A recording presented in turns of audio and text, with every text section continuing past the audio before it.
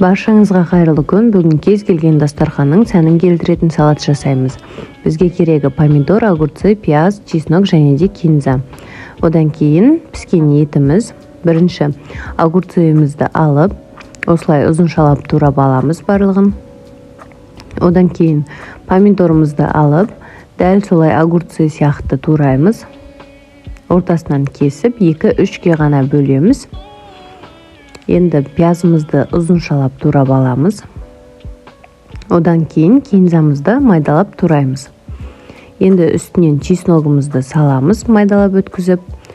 Енді етімізді осылай ұзыншалап турап аламыз барлығын. Етімізді саламыз. 1 қасық қызыл бұрышымызды, 1 қасық кориандр саламыз.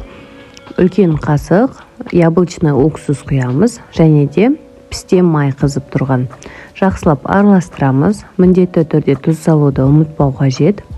Жақсылап араластырып, бетін жауып, 2 сағатқа немесе 1 түнге қалдырамыз. Біздің салатымыз дайын, өте оңай салат. Кез келген дастарханның ажарын береді. Міндетті түрде жасап көріңіз.